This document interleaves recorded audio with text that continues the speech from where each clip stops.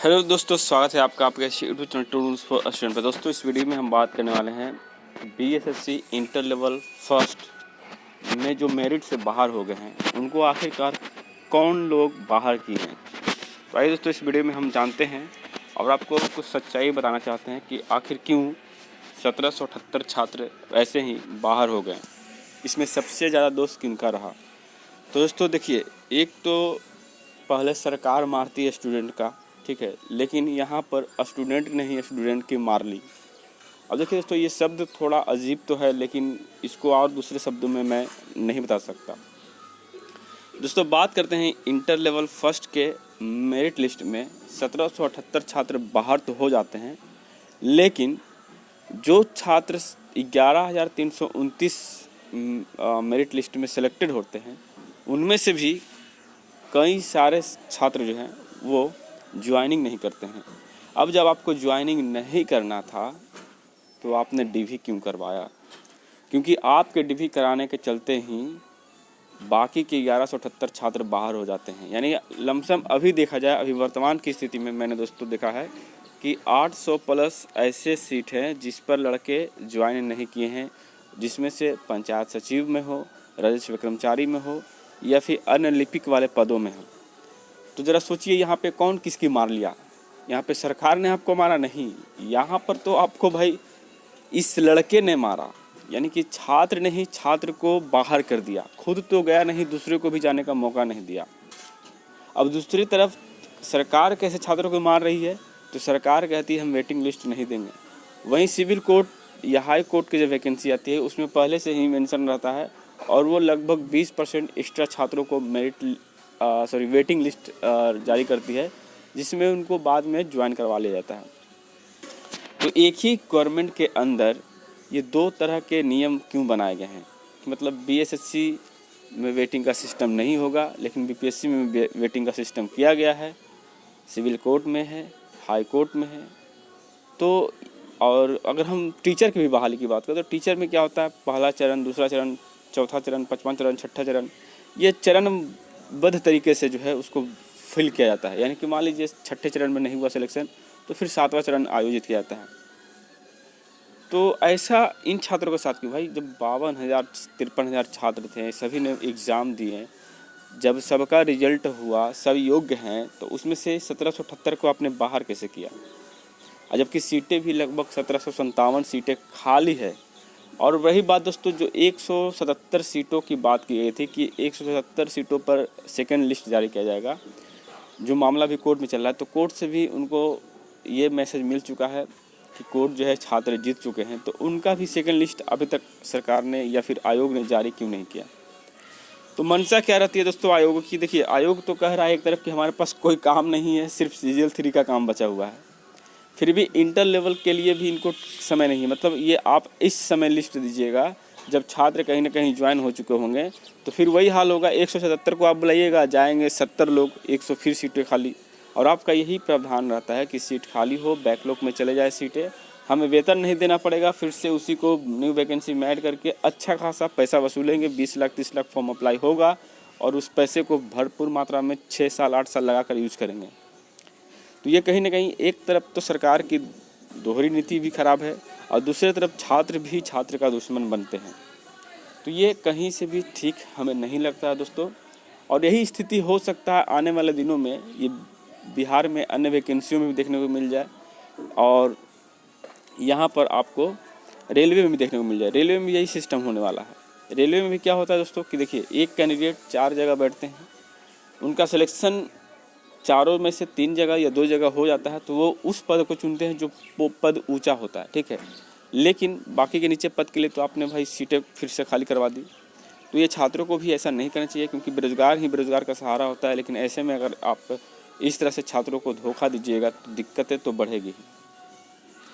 तो वही कहना दोस्तों कि देखिए, यहाँ पर जो भी 1778 छात्र हैं वो अपना निरंतर जो प्रयास करते रहिए, जारी रखिए, हौसला मत टूटने दीजिए दोस्तों। क्योंकि आप डीवी सिलेक्टेड हैं, मेरिट से सिर्फ एक कदम पीछे हैं, सिर्फ एक कदम पीछे। आपने 99 कदम जो है पार कर लिए हैं और एक कदम ही आपको सफलता दिलाएगी। तो आप इस एक कदम को पीछे नहीं हटने दें, बल्कि इसको उसी गति के साथ आगे बढ़ने दीजिए। हो सकता है आप में से किसी न किसी का सिलेक्शन होगा। मैं ये नहीं कह सकता कि 1778 लोगों का सिलेक्शन हो जाएगा, लेकिन हाँ, कुछ छात्रों का तो सिलेक्शन निश्चित तौर पे होना है और वो होकर ही रहेगा। आप लोग याद करिएगा मेरे इस वीडियो को। तो ये तो था दोस्तों बीएसएससी इंटर लेवल से संबंधित। अब बात करते हैं बीएसएससी सीजीएल 3 के बारे में। तो देखिए, बीएसएससी सीजीएल 3 एक ऐसा जॉब है जिसपे खास करके एक पद है सचिवालय सहायक का। इसके लिए तो भाई मारामारी हो रहा है। मारामारी कहने का मतलब ये है दोस्तों कि यहाँ पे देखिए, एक तो फ्रेशर हैं जो बेरोजगार हैं, जो कहीं भी जॉब नहीं करते, वो तो इस फॉर्म को भरे ही हैं, लेकिन उनके साथ साथ जो कंपटीटर हैं वो कौन कौन से लोग हैं, इसके बारे में ही आपको समझना चाहिए दोस्तों। सबसे पहले अगर बात करें तो वहाँ पर आपको इंजीनियरिंग डिपार्टमेंट के बहुत सारे स्टूडेंट मिलेंगे जो कहीं ना कहीं प्राइवेट कंपनियों में जॉब भी कर रहे हैं। दूसरी बात दोस्तों कि वह सभी टीचर जो बिहार में पढ़ाते हैं आपको ऑफलाइन या ऑनलाइन जैसे भी पढ़ाते हों, मैक्सिमम टीचर की मैं बात कर रहा हूँ, जो कहीं ना कहीं पोस्टेड तो हैं फिर भी वो सचिवालय सहायक में आना चाहेंगे, क्योंकि ये बिहार का सबसे सुपर जॉब माना जाता है। और हर तुलना में इसको देखा जाए ना, तो एक तरह से देखा जाए तो यूपीएससी के बाद या बीपीएससी के बाद किसी का क्रेज है तो बिहार में सचिवालय सहायक का है। तो दूसरे नंबर पर दोस्तों ये है कि वे सभी टीचर जो पढ़ाते हैं आपको वो भी इस फॉर्म को भरे हैं और वो 100% एग्ज़ाम देंगे। नंबर 3 दोस्तों, मेडिकल के स्टूडेंट भी इसमें आना चाहते हैं। बहुत सारे मेडिकल स्टूडेंट हैं जिनको कहीं जॉब नहीं मिली, प्लेसमेंट नहीं मिला, कहीं छोटे मोटे ये खोल के रखे हैं, क्लिनिक खोल के रखे हैं, वो भी इस फॉर्म को भर दिए हैं। मेरे ही संपर्क में एक स्टूडेंट है जो 2017 में ही मेडिकल एग्ज़ाम क्वालिफाई कर दिए हैं और वो भी इस फॉर्म को भर दिए हैं। तो ऐसे और भी छात्र हो सकते हैं। और भी बता दो दोस्तों, रेलवे में भी बहुत सारे स्टेशन मास्टर जो बैठे हुए हैं वो भी इस फॉर्म को डाले हैं, जो कि हाल ही में उनका सिलेक्शन हुआ है, वो भी इस फॉर्म को डाले हैं। और एनटीपीसी के सिलेक्टेड सभी कैंडिडेट, यानी कि सिलेक्टेड 35,000 प्लस जो कैंडिडेट हैं, उनमें से जितने भी बिहारी कैंडिडेट हैं वो सब के सब सचिवालय सहायक का पद भरे हैं और उनकी तैयारी जो आपको सभी को पता है। तो दोस्तों ये तो नॉर्मल सी बातें हैं। इसके अलावा भी कई ऐसे छात्र हैं जो ब्रॉड माइंडेड हैं, सीजीएल 3 का जो एसएससी सीजीएल है उसका तैयारी करते हैं, बैंकिंग का तैयारी करते हैं, यूपीएससी तक का भी तैयारी करते हैं। तो जिनका यूपीएससी नहीं होता है, आपको पता है यूपीएससी में 700-800 सीटें निकलती हैं, तो जो यूपीएससी से पीटी या मेंस या फिर इंटरव्यू के बाद छड़ जाते हैं वो इसको ज़रूर भरे हैं। वो इसलिए भरे हैं कि ये ऑप्शन के तौर पर है, यूपीएससी नहीं तो बीएसएससी का सचिवालय सहायक की पद।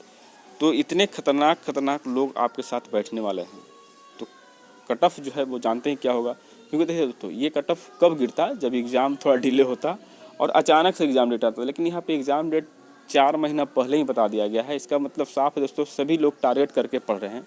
तो आपको भी उस निश्चित डेट को टारगेट मान के ही पढ़ना चाहिए, तभी जाके आपका सिलेक्शन होगा।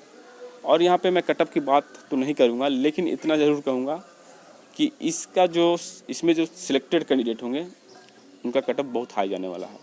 120 भी जा सकता है, 125 भी जा सकता है, 130 भी जा सकता है। ये रिकॉर्ड है, पिछले बार सीजीएल 2 का आप देख लीजिएगा, मेंस का 135 तक गया था कट ऑफ।